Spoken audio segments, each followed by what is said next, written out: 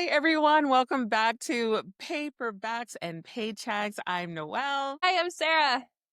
And I'm really excited about this episode because we're going to talk about spiraling, okay? Because we're all doing it at some point, but we're also going to talk about unreliable narrators. So we're going to talk about Crescent Cities. We're going to talk about spiraling. We're going to talk about that inner voice that sounds like it's going to be the manager that gives you what you need, but it's actually the most problematic manager. So we're going to talk about all those things today. And when we talk about unreliable narrators, Crescent City.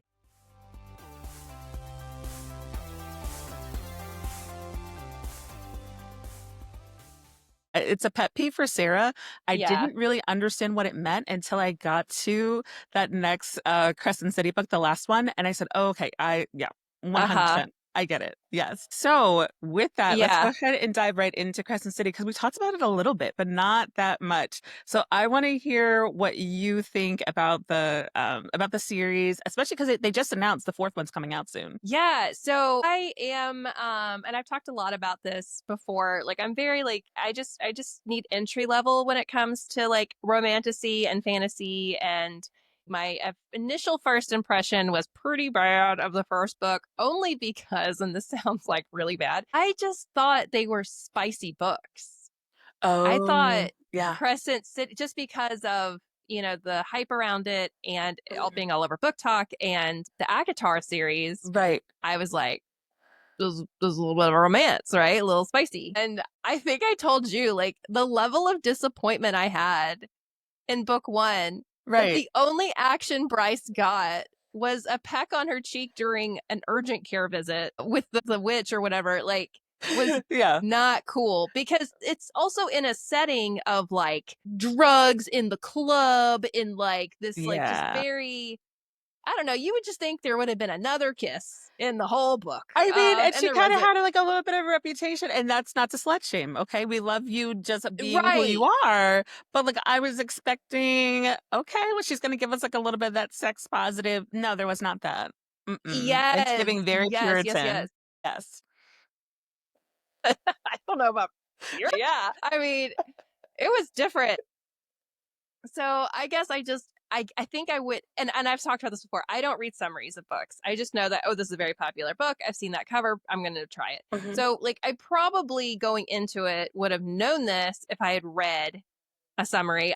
And then I also, my biggest beef with this series, I think it's actually my biggest beef, and it's a very long 3 books that we've gone through on this journey together, is we should have prefaced this episode by, we're going to talk spoilers, are Oh we not? yes, yes. It's Yeah, going there's to get spoilers. So if you're spoilers. still listening Yeah. and you haven't read Crescent series, like you about to learn the whole thing, Yes.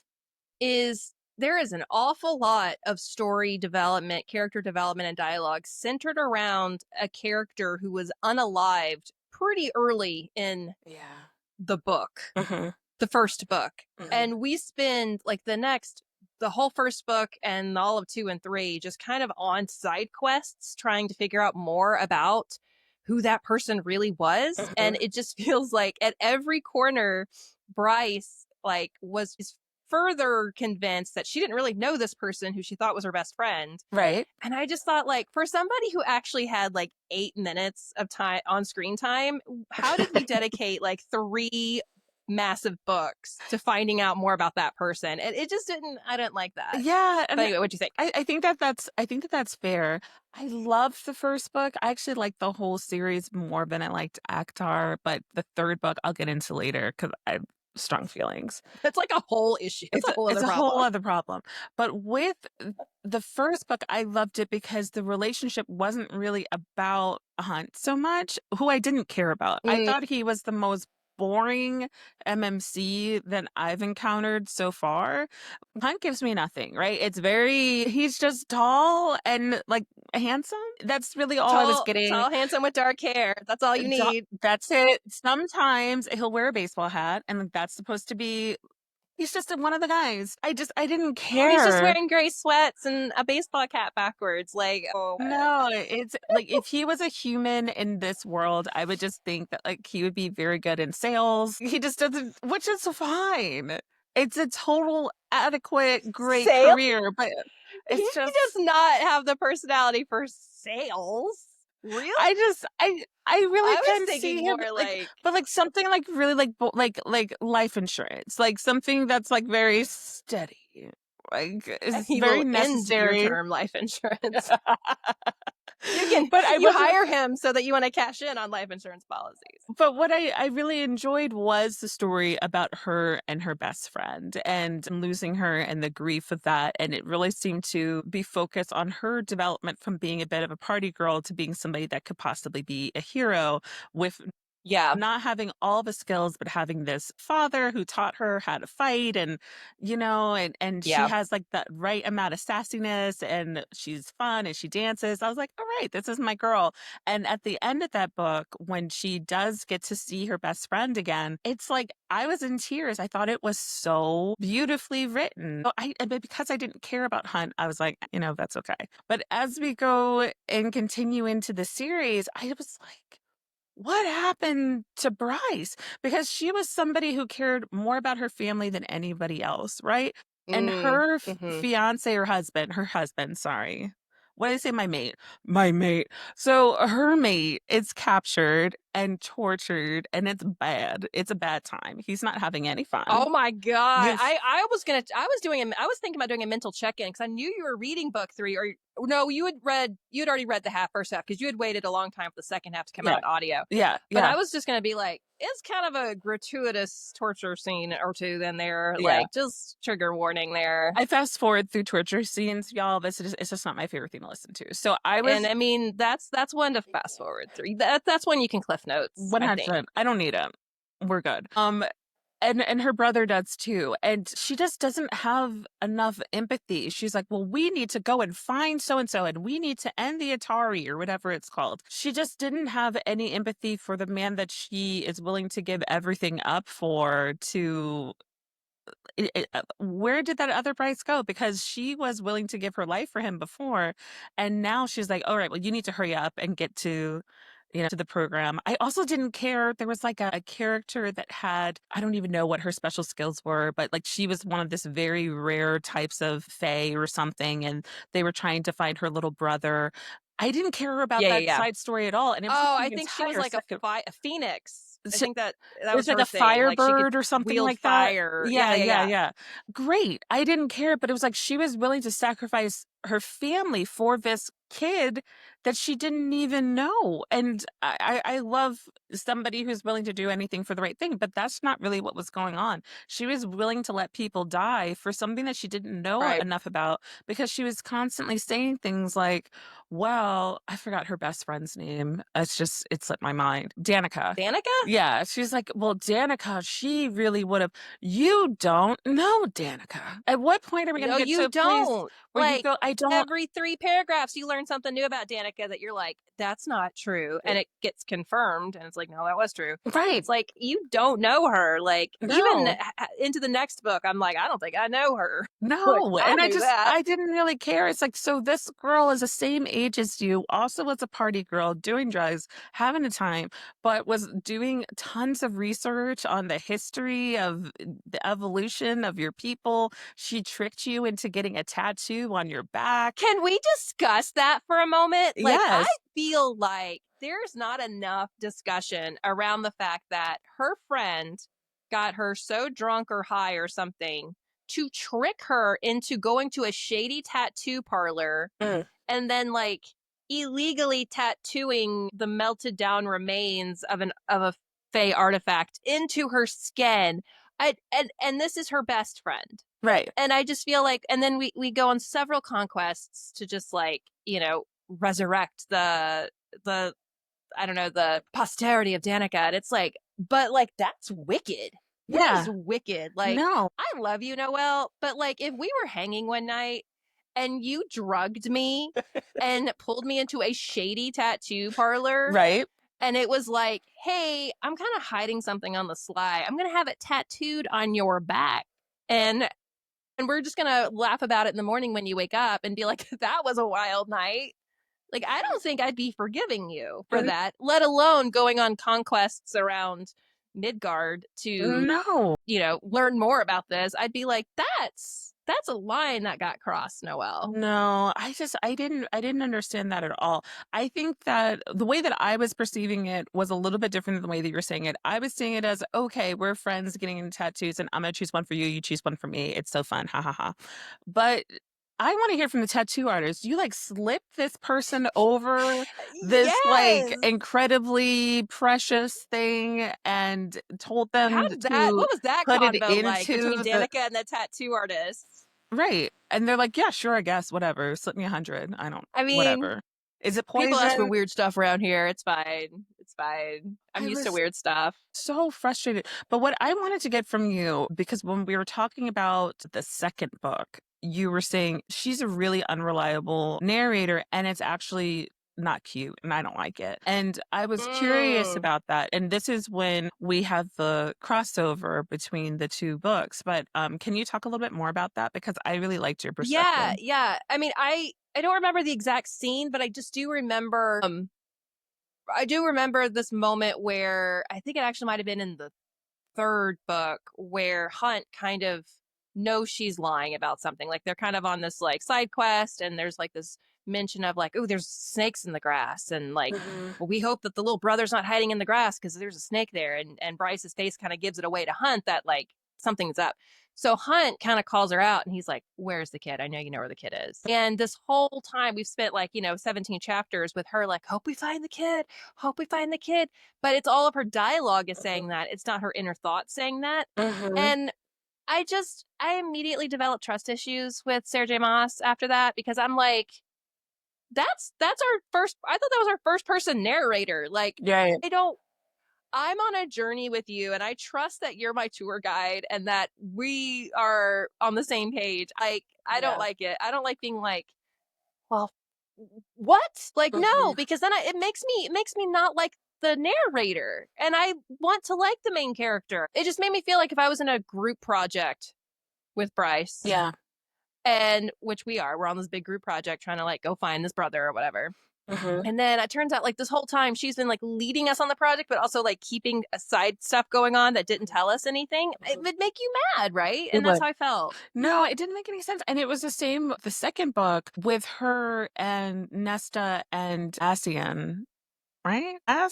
Yeah. Cassian, No, Aslan.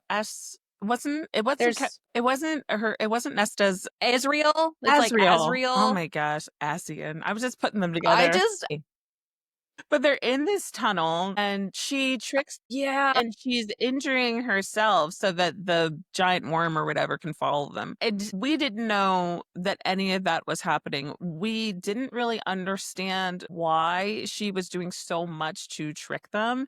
And it still really didn't Mm-hmm. make any sense. Like, I understand that you can't have full trust for these people, but you see them risking their life for you over and over again and making sure that you're Yes, safe. Why is that not reciprocal at all? And then you're going to steal from them too.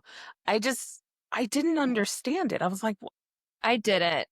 And apart from character development and storyline, I I think I literally skipped a chapter. The kind of ghostly image of like her great ancestors are kind of giving the backstory uh-huh, of why everything is the way it is and what mhm. really happened to my sister and all this stuff. I'm talking like 18 pages It of was dialogue. long. Like, Yeah. madam, Yeah. madam, this was, no, no, this meeting could have been an email. Oh, And yeah. it was just because at the end of it, all she was saying, like, I could just gather from the first paragraph, I just need to know where we're going next in the journey Right. and who's sleeping with who. Like, that's who I care about. That's But, like, for people who are really into, like, the sci fi realm, like, that is very important canon, right? And to me, it's like, so this is why I'm not really good at reviewing sci fi books. No, Or not yeah, sci fi, but or like the urban fantasy urban books. fantasy. I thought that at the end of the day, it took me the first book was, like, really close to a 5 star. I think I gave it, like, 4.25, and it ended the series What? I did, I really loved it. But the last book, I think I put down as, like, a 2. So I don't know if I'll read the Mm-hmm. 4th book. I don't think it's that Well, and important to me. especially after three massive books, we've invested hours of So our life. long. Yeah, and I did the graphic audio, so I'm listening to 2 books every single time I get one of the books, so I'm listening to Mm. 6 different audios that are, like, 11 hours long. those books are really hefty, so to me, the payoff just wasn't there, and I really Yeah, do think that her soulmate at the end of the day is not Hunt, it was Danica, and I don't mean, like, in a romantic sense, but that was her soulmate, interesting. like, that's her person, and, I think that Hunt could have been literally anybody, and as long as he was kind to her, it was gonna work out, like, honestly, he gave him nothing. But like, wasn't and then I kind of got lost. But in the third book, wasn't there like he was kind of made for her in a way? Like they Yeah, didn't expect them to be mated, but like his powers was supposed to combine with her powers and Captain yeah, Planet and something. And it's yeah, like, I was see, by like then I could just tell I was mentally exhausted by it. And it was yeah, like I needed to either step away and appreciate the book from a new lens in a few months or yeah. like crash through it. And I just crashed through it and I was like, I'm not Mm-mm. sorry, I'm not really here for it. No, So same here. that's my That's our my wrap. takeaway. That's our wrap up here for Crescent City. And I mean, will we read the fourth one? Maybe. The only thing that can get me to read the fourth one is if I listen to book talkers who did not like the third book and they do like the fourth book. So people who just but love it to that's love how it. it is with Sarah J. Maas. Like I loved the second one. I didn't really love the first one. Mhm. And that's the same with Akatar. Like first one, but then the second one. And then as we've talked about on the show, she has the best cliffhanger. There wasn't a great cliffhanger for the third one. It's like No, now it felt final. she's like, now I'm the new leader of the universe, but I'm signing away all of my rights so that other I people can forgot lead about all that. instead. And I'm the president of the world, but I decided that I don't want to be the president of the world, but I am going to shut down the infrastructure that you've had your entire lives. And I believe that you all are going to figure it out. And I have Pegasus ponies on my farm. Bye. Pegasus. Like I was supposed she's like, Pegasus, just like when I was little and I had the little Pegasus toys. Now it's Pegasus all over again. I don't care about you and your My Little Pony at all. I'm just not interested. So yeah, we'll see about the fourth book. I literally don't care. That's how I feel about it. I was pissed. I Mm. after spending days and days with these characters, I will say my favorite characters became what was her name, like Lala Balala, the fire Oh sprite who yeah. like saved. Yeah. That one was so touching. Yeah, Lala, I loved her. The man mermaid I liked Therian, Hyperion. I liked him too. I liked him. He was giving me like Jason Momoa Aquaman vibes. Yeah. Didn't hate that. Didn't mind him. I really liked the character arc for her brother. Is it Rune, Rune? What uh-huh. was her brother's? Rune, uh-huh. I didn't hate him. He wasn't my favorite, but I Yeah. appreciated kind of where his story was going. I didn't feel like the wolf, like the younger brother of the killed Ethan. wolf, the younger one. I felt like his story was rushed. I like where it went, but I just felt like, okay, Yeah. where did we go here? Like that was Right. kind of wild. Right.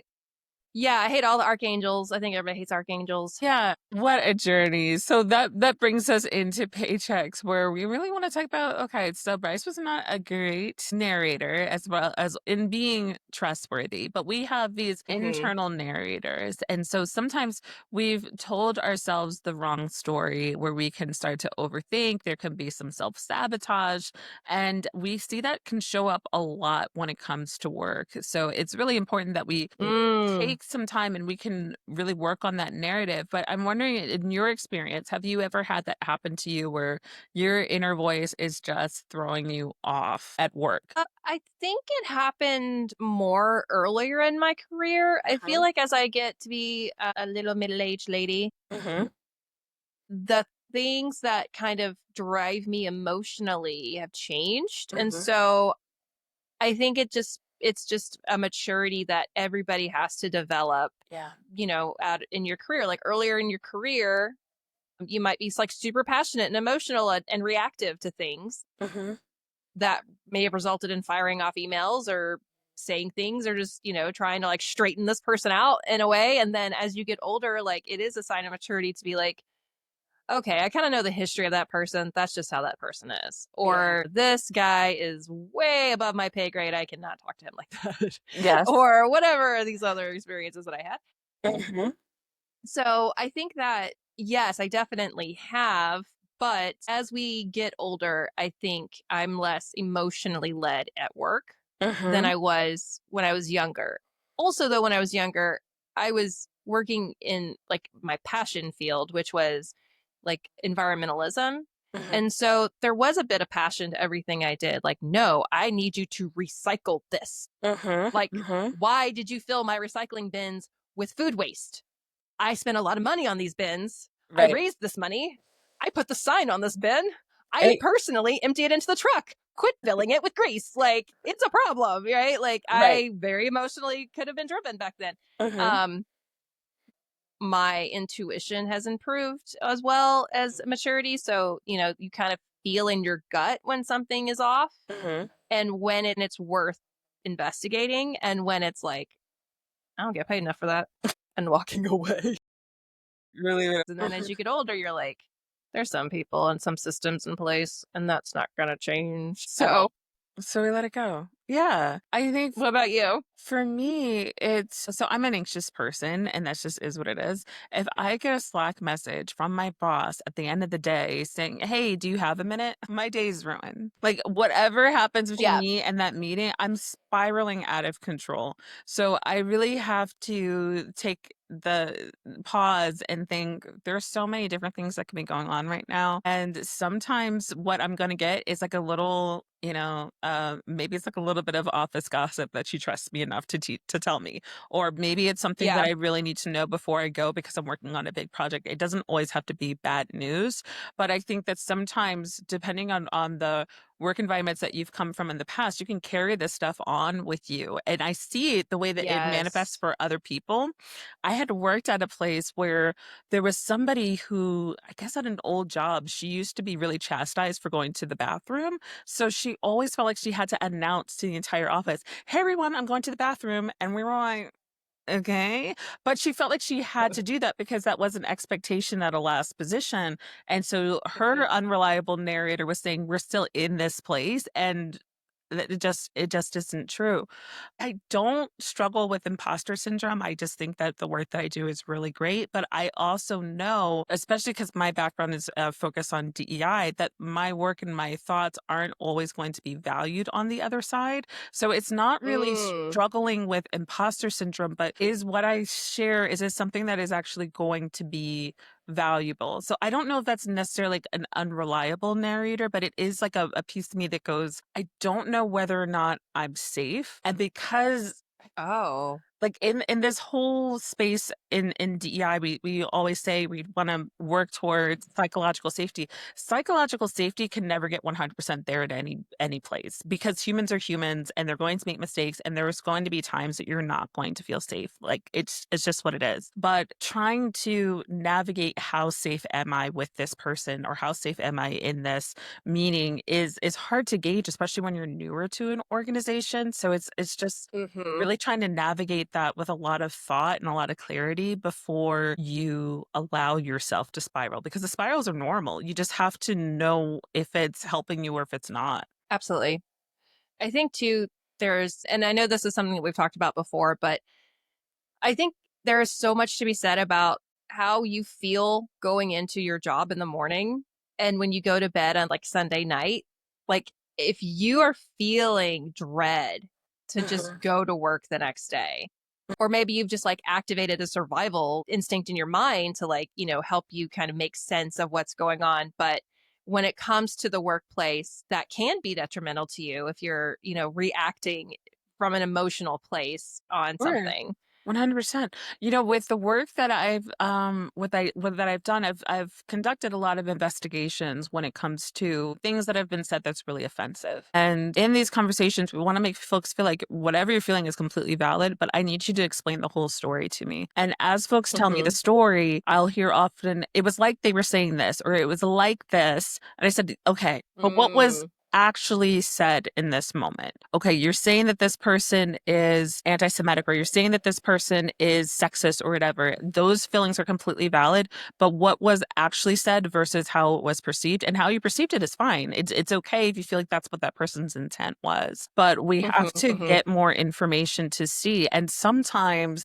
we may be off and we don't know until we're asking the right questions and we can get the full picture. And that can be kind of a scary area for folks because they want to be believed. But sometimes if we don't get all the right information, it's tough. And I think that folks who work in HR can struggle with that too, because their number one job is, of course, making sure that the company isn't at risk and all that. But they also want to be able to get to the bare bones of everything that happened. But when I do an investigation, I really want to understand where did all this come from? Let me understand the Hmm. full context of it. And it always makes sense when you get all sides. Okay, this is how this happened. And this is how what you had to say, how it impacted somebody. But let me explain why, because you may not understand how this is offensive, or you may not understand how just your tone on that might have landed wrong, or the person who's complaining, you may not have known that that person was having a bad day or didn't have that information, or this is a new term that they honestly didn't know about yet. So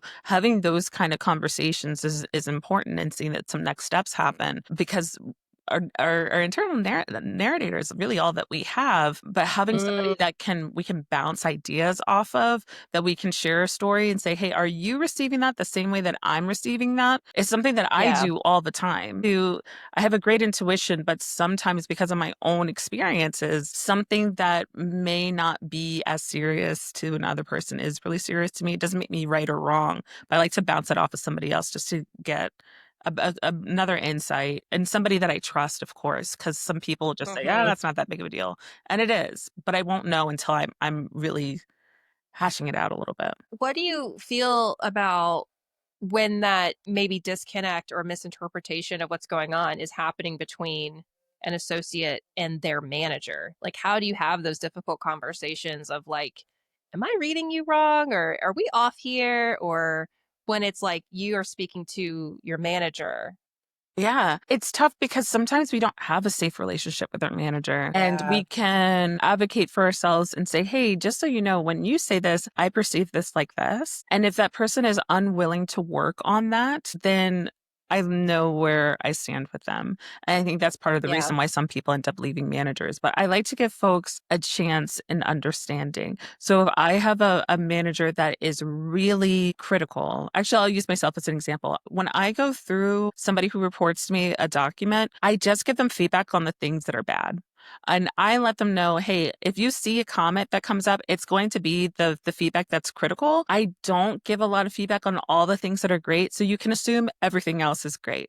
And when we have a Yeah. one-on-one conversation, I'll tell you all the things that I really love about it. But right now I need you to make changes, and I don't need to clutter all the side comments with all the things that I think was such a great job. So just so you know, I'm not just looking at this with a critical eye, but not all managers are going to give you that context. So if you're somebody who receives critical feedback as, oh my gosh, they think that this is crap and it's no good, then it's easy to spiral in those moments.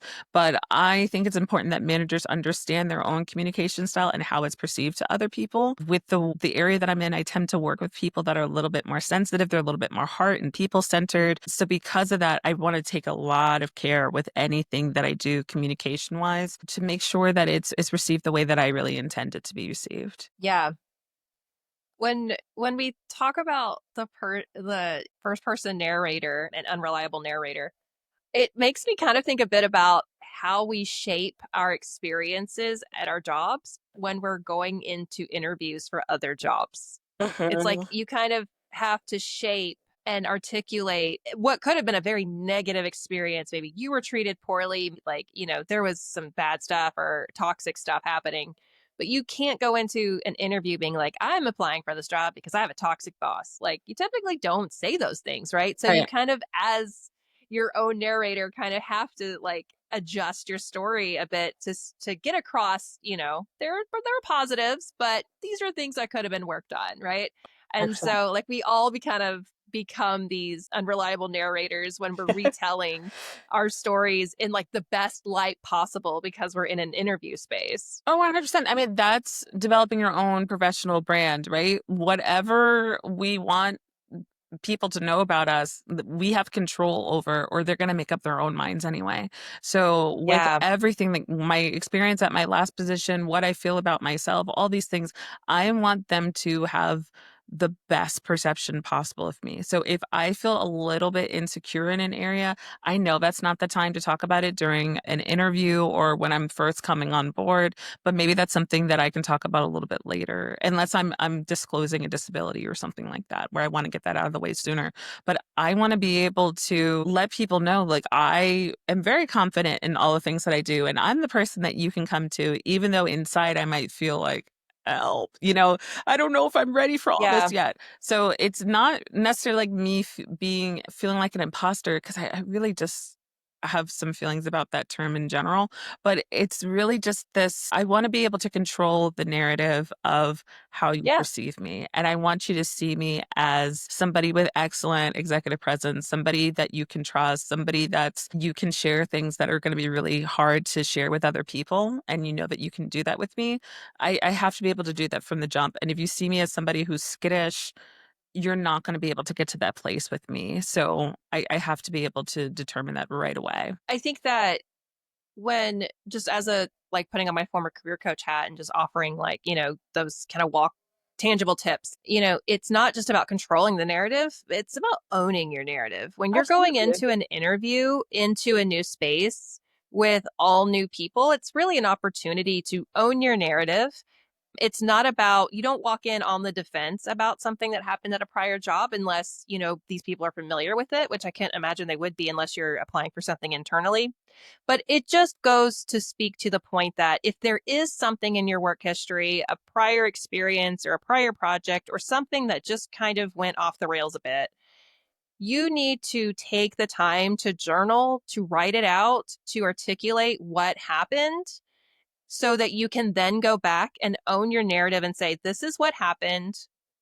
It didn't turn out how I hoped. This is what I learned from it. And this Mhm. is what I would do differently if I could. Yeah. It can be powerful. I can say like, hey, this project did not turn out as I hoped. We set out to do X, Y, and Z. It went off the rails around step 3. This is what went off Mhm. the rails. This is the part I was accountable for. These were the parts I was not accountable for. But when at the end of the day, this is what we all decided we would do differently to make sure it doesn't happen again.